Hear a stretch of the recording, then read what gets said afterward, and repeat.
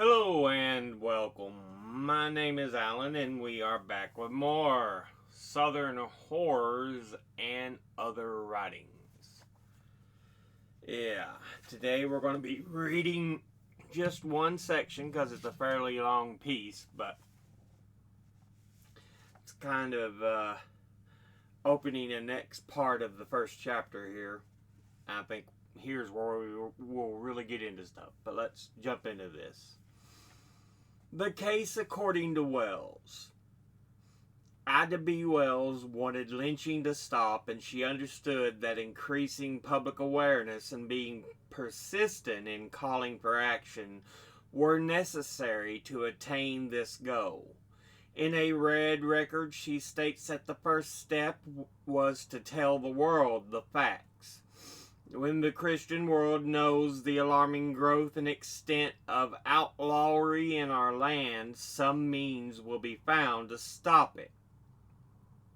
She sought to recast lynching in the public eye so that it was no longer perceived as an understandable, though unpleasant, response to heinous acts, but as itself a crime against American values. Wells' pamphlets define lynching by example, painting a vivid picture of incredibly brutal acts at the hands of a lawless mob. She begins Southern Horrors with a recounting of her May the 21st editorial about 8 men lynched, pointing out that the first victim was removed unlawfully from the penitentiary, implying that it surely must have been he must have been purposely unguarded. That he, like all of the 8, was killed without being convicted of an alleged crime in a court of law, and that in all 8 cases the killings followed a program of ritual, a hanging, and then the shooting of bullets into a lifeless body.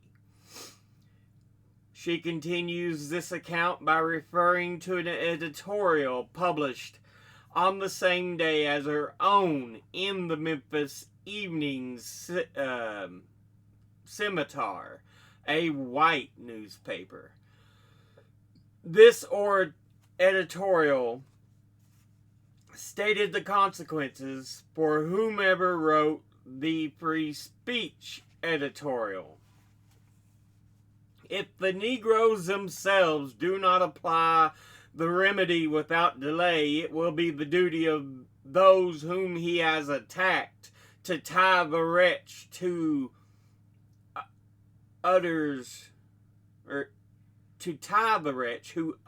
these calamities to a stake, typically for burning, at the intersection of Main and Madison streets, brand him in the forehead with a hot iron, and perform upon him a surgical operation, i.e. the removal of male genitals, with a pair of tailor's shears. For condemning the lynchings, the free speech editorial writer was to be brutalized several times over by an unlawful, unnamed group of Southern white men whose patience he had tried. Wells continues to define lynching as unlawful acts of mob violence throughout all 3 pamphlets. She chronicles and catalogs specific examples, documenting in a Red record 400 cases that had been recorded in 1892 and 1893, not just through her own research as an African American woman journalist, whose credibility might be questioned, but also by the Chicago Tribune, a well-respected white newspaper. She points out racial and regional patterns in the numbers, highlighting, for example, that 160 of the 241 lynchings reported in 1892 were of African Americans, and the 180 of 241 occurred in southern states.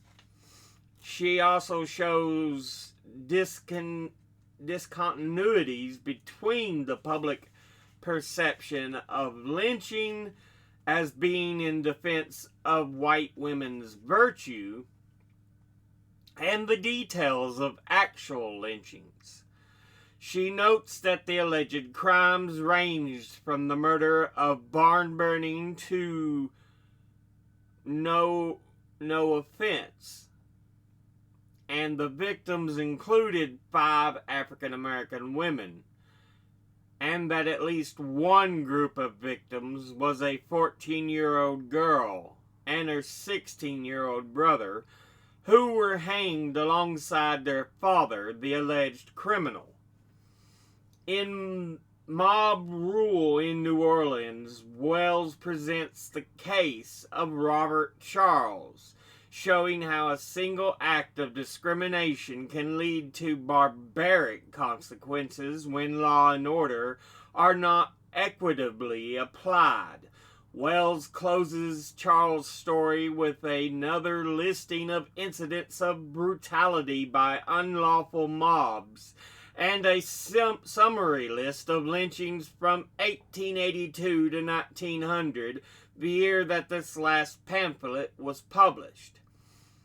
In bringing forward these accounts of lynching as told through the white press and enlisting the statistics with minimum modification, Wells makes a compelling point. She underscores the fact that lynching as practiced against African American people was an act of terrorism waged against not just African American men, but women and children. She demonstrates that the public assumptions about the reasons for lynching were not the truth. The rationale of lynching as a necessary act to stop black male brutes was designed to conceal a racist agenda and to keep power in the hands of Southern white men. Wells emphasizes also that the law had been violated and that the United States, as a land of freedom and opportunity, needed to take immediate action. Wells' campaign was essentially a one-woman enterprise, the primary weapons being her pen and voice. She unraveled the social and political complexities of lynching and identified 4 basic inconsistencies between the rationale for lynching and its actual execution. First, African Americans were being lynched in parts of the country where legal systems were in place and very much operational. Wells notes in a Red Record that a great majority of the lynchings recorded for 1892 took place in the South, an area under lawful jurisdiction.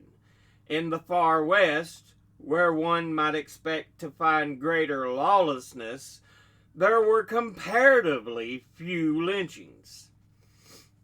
Second, the charges being leveled against the African American lynching victims were not limited to rape, indicating again that there was no urgent, unmet need for punishment outside of the law.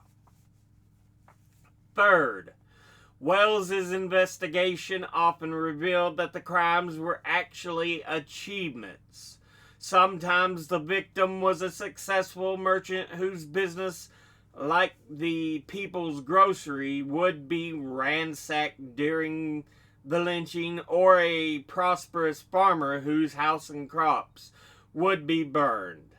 Sometimes the victim was simply exercising the right to vote, speaking out publicly for the rights and freedoms of African Americans, or not being appropriately deferential to whites. Fourth, the alleged rapists were often in consensual liaisons with white women. Wells crafted her argument by examining these inconsistencies, concluding that the rape of white women was not the cause of lynching at all, often not even the charge. Blacks were being lynched for allegations of murder, burglary, arson, poisoning water and livestock, insulting whites, being insolent, and other perceived offenses, and sometimes they were lynched on no charges at all. Wells also documented that several lynching victims were not men, the assumed perpetrators of rape, but women and children. With this evidence, she reasoned that if most lynchings could be shown not to be caused by the horror of rape, then the barbarity with which lynching was applied to African Americans was even more unjust, especially since all of the offenses, including rape, were only alleged. They could and should have been handled in a court of law and not before an unlawful mob. Wells also argued that even when rape was the charge was not always the truth. Wells cited evidence that some of the liaisons between African American men and white women were long-term, not incidental. She found also that many of the relationships, incidental and otherwise, were with the consent and quite often at the instigation and encouragement of white women. Wells suggested that white women were not being violated at all, but were instead very willing partners, belying the fallacy that white women were uninterested in sexual pleasure and uninterested in African American men. She reasoned that because we know from centuries of historical fact that white men desire African American women, why wouldn't white women be comparably interested in African American men? Wells quotes J.C. Duke, editor of the Montgomery, Alabama Herald, who suggested that there was a growing appreciation for white Juliets for colored Romeos.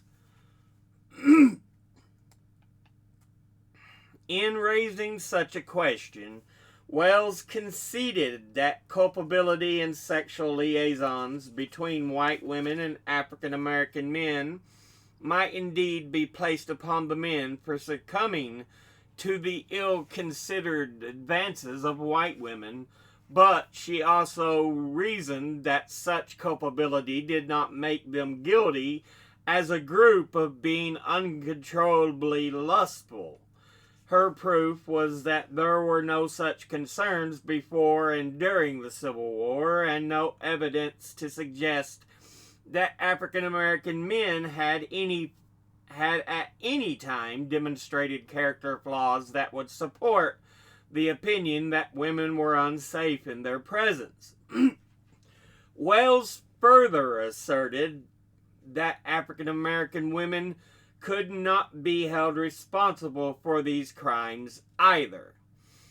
She pointed out that although black women were themselves long-standing victims of rape, they were also accused in these lynching scenarios of being amoral and naturally licentious, and thereby incapable of providing a stabilizing and moral influence for their men. Wells stressed that African American women should not be blamed for their own victimization. Wells' case suggested that lynching encoded several race and gender stereotypes regarding pleasure and desire.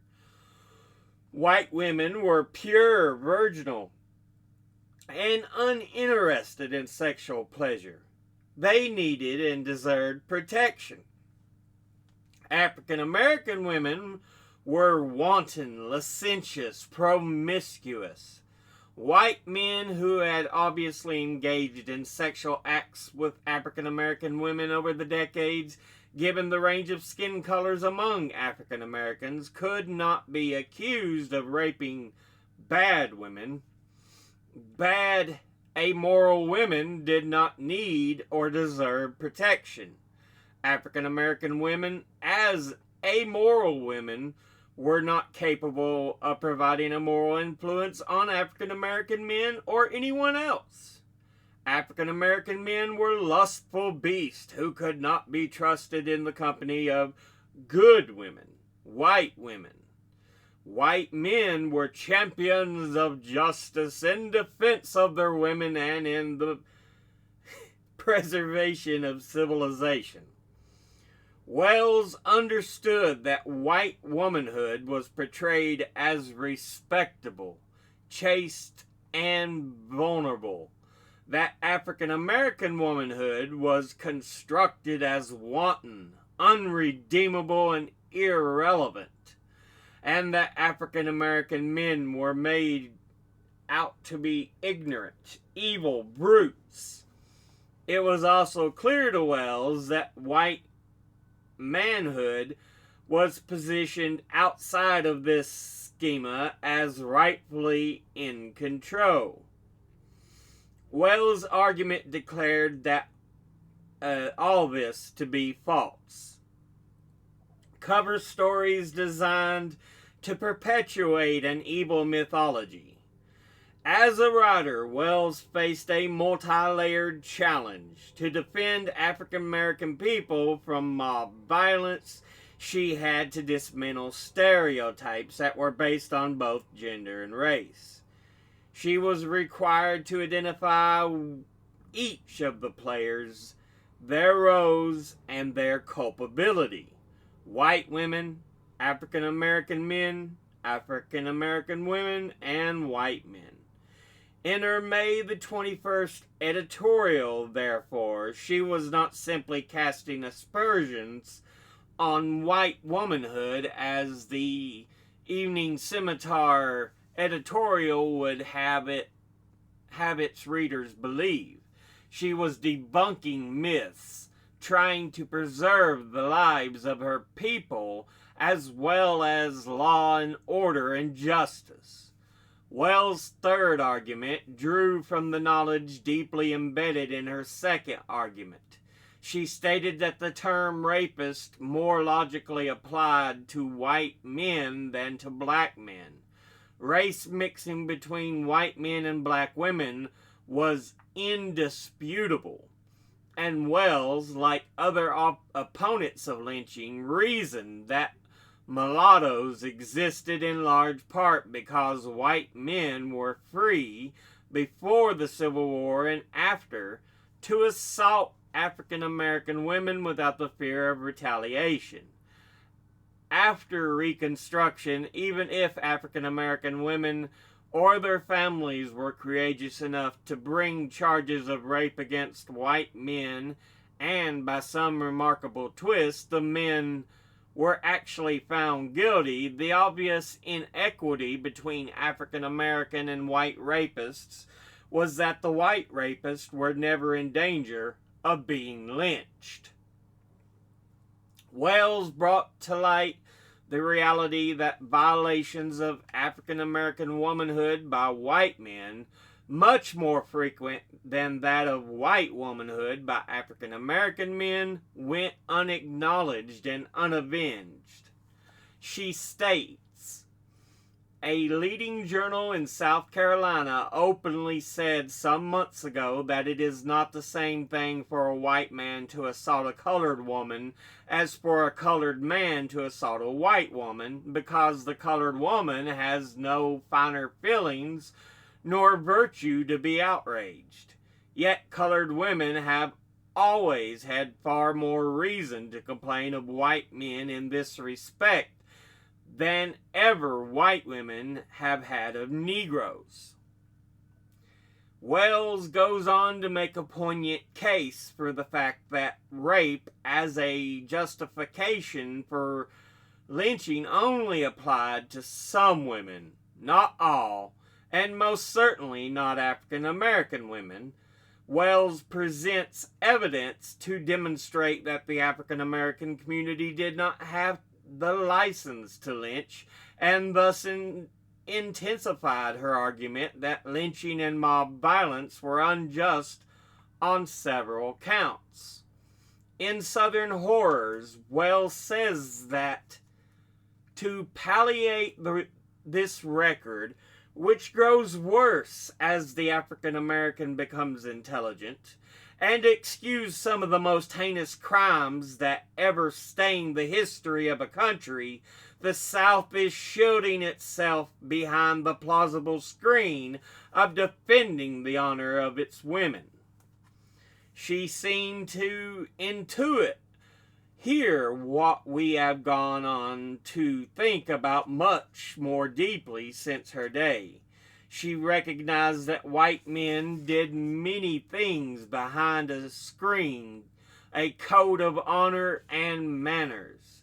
The rape of white women became a symbol for all the Southerners believed was an order in the post-Civil War world, and they attributed many of their feelings of disorder to the newly freed slaves and the liberties that African Americans were granted during radical Reconstruction. The historian Jacqueline Dowd Hall observes that rape was not viewed so much as an act of violence against women as an assault on male honor. The false chivalry of lynching cast white women in Christ-like symbols of racial purity and regional identity that translated every sign of black self-assertion into a metaphor for rape. Black over white, a world turned upside down. After the Civil War, African Americans were acquiring political and economic power and had the potential to achieve social equality. Their manners were no longer controlled by the total domination of their lives and bodies by white landowners. Neither African American men nor white women were compelled by law, as they had been in the past and to be differential in the presence of whiteness in the case of African Americans and white maleness in the case of white women. They were constrained at this point mainly by social conditioning and were there where there was mob violence by intimidation.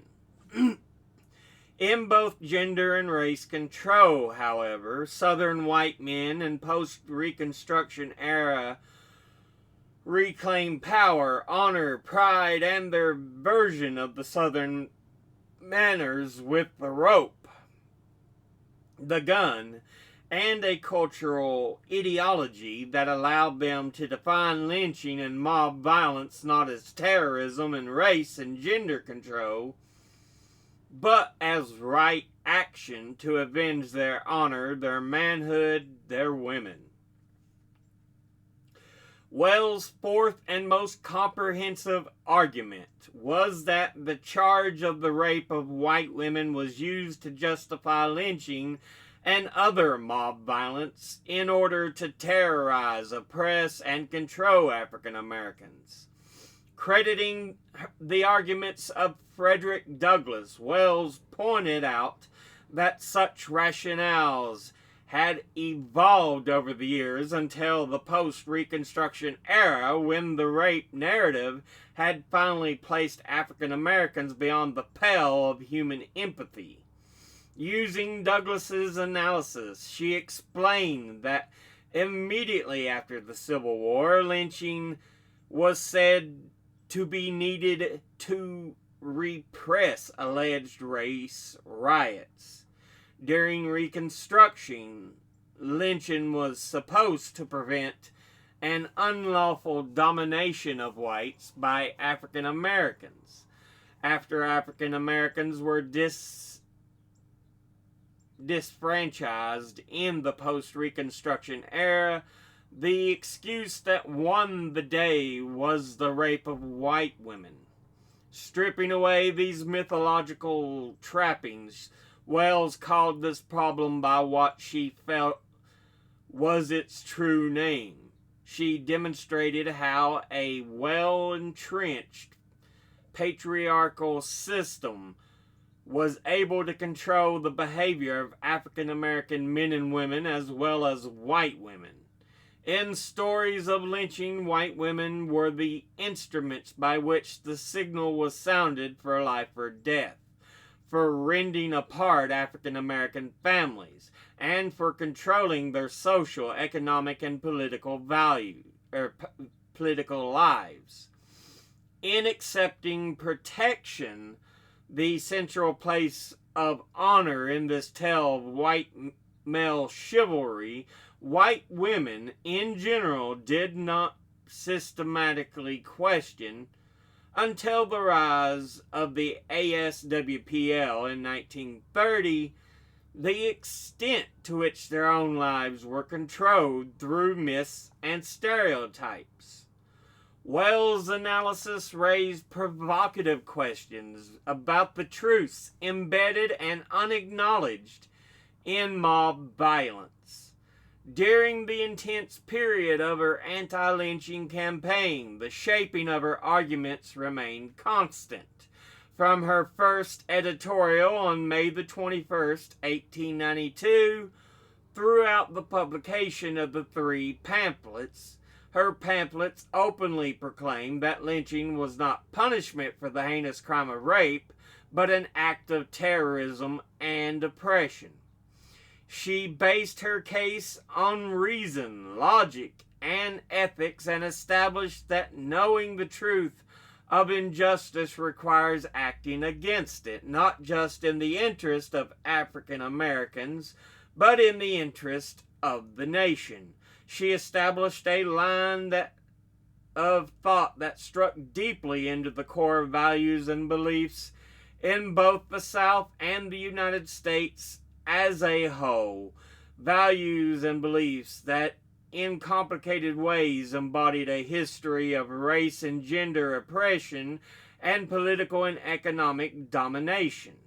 As a strident and discordant voice in exile from the South, Wells became a champion of truth and justice and highly visible international leader against mob violence, disorder, and lawlessness. Now, with that ends the particular readings. Let's go back and look at the footnotes of that piece we just read.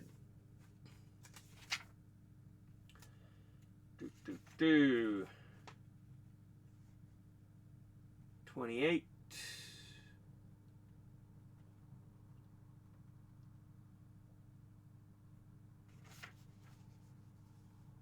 She points out racial and regional patterns in the numbers, highlighting, for example, that 160 of the 241 lynchings reported in 1892 were of African Americans, and that 180 of the 241 occurred in southern states. The remaining 81 lynchings in the South include, among others, whites who were African American sympathizers. In the Southwest and Far West, they include Native Americans, Chicanos, Asians, African Americans, and some whites. Let's see. 29.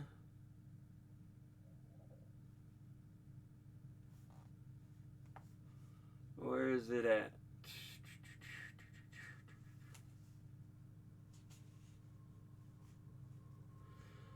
She seemed to intuit here what we have gone on to think about much more deeply since her day. For example, Ellen Carroll Dubois and Linda Gordon, seeking ecstasy on the battlefield, danger and pleasure in 19th century feminist sexual thought, pleasure and danger, exploring female sexuality.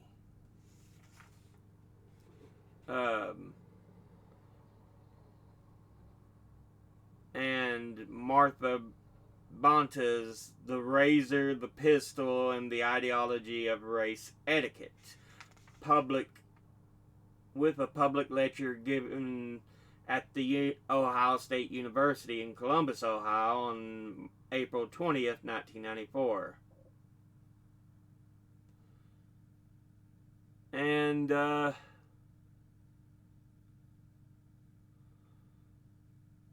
the historian Jacqueline Dowd Hall observes that the rape was not viewed so much as an act of violence against women as it was an assault on male honor. The false chivalry of lynching cast white women as the Christ-like symbols of racial purity and regional identity, and translated every sign of black self-assertion into a metaphor for rape. Black over white, a world turned upside down. That's from Jacqueline Dowd Hall's Revolt Against Chivalry. And part 31. Stripping away these mythological trappings, Wells called this problem by what she felt it was its true name. Jacqueline Jones Royster's To Call a Thing by Its True Name, The Rhetoric of Ida B. Wells on Reclaiming Rhetorica, Women in the Rhetorical Tradition, is where that's from, so yeah. But, whew, yeah, that's not an easy part to listen to or talk about, or even really to read. Just seeing the horrors as they're laid forth.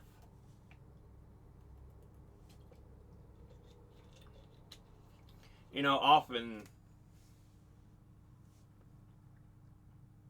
it was proclaimed, oh, we're protecting the sanctity of white women. If you've ever watched Birth of a Nation by D.W. Griffith, early silent film, 1918 or something like that, maybe it's 1914. Anyway, it's in the 19 teens, and it portrays this kind of idea that African Americans and mulattoes are after white women to rape them, and it's like, you can see this was used as a way to enforce an ideology, to enforce a level that, oh, don't trust these people. And the fact was, it was just bullshit. Complete and utter bullshit. And she points out, Wells does, how often it turned out that white men were the ones who were forcing themselves upon African American women. Think of all the way back Thomas Jefferson and Sally Hemings.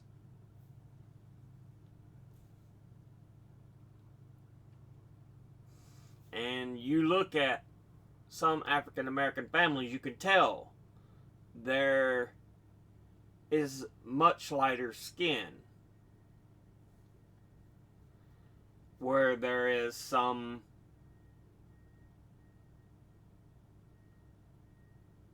there's been a incident of a white man forcing himself on an African American woman to conceive.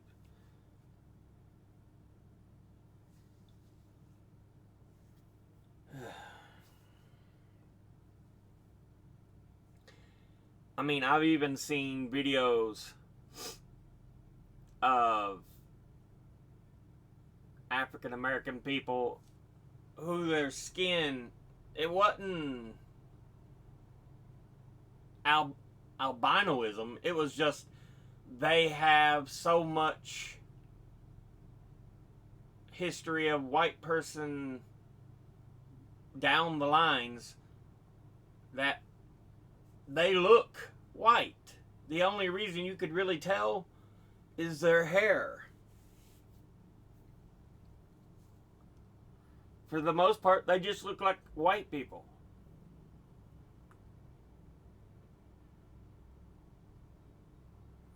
And honestly, like I've said before, we're all freaking human anyway. I don't know why the concept of race matters so much to some of these imbeciles. But yeah.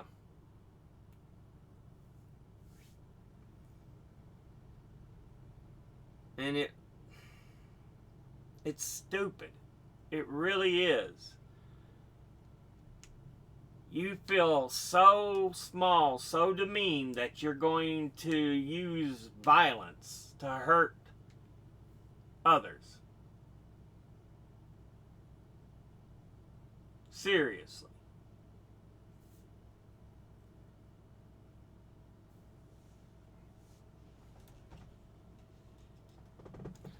I'm just tired of this shit. I really am. And as I was reading mob violence, all I can think of is, you look at the things that have been going on under Trump, starting with January 6th.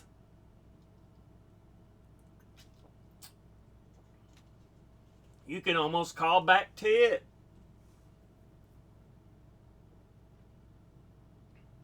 It's like we pull ourselves forward and then down we go again. We went back about 100 and some years. And it's annoying as fuck. But I ain't here to talk about President Pedophile. The fact that this is something that has gone on for so long, just, it's sad, it's disappointing.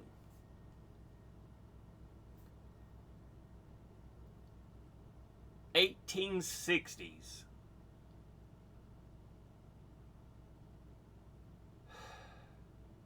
To 1960s.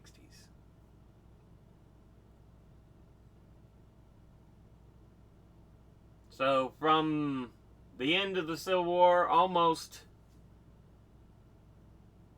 100 years later, you finally have the Civil Rights Act.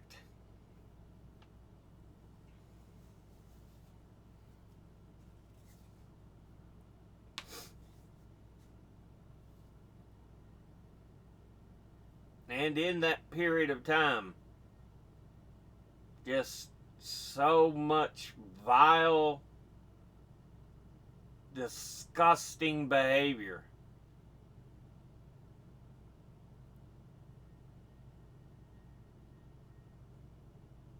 Really is sickening. But this video's went on long enough. With that, as always, educate thyself, think, read, study, learn. Someone tells you something, ask them to cite their sources. Thank you all for watching.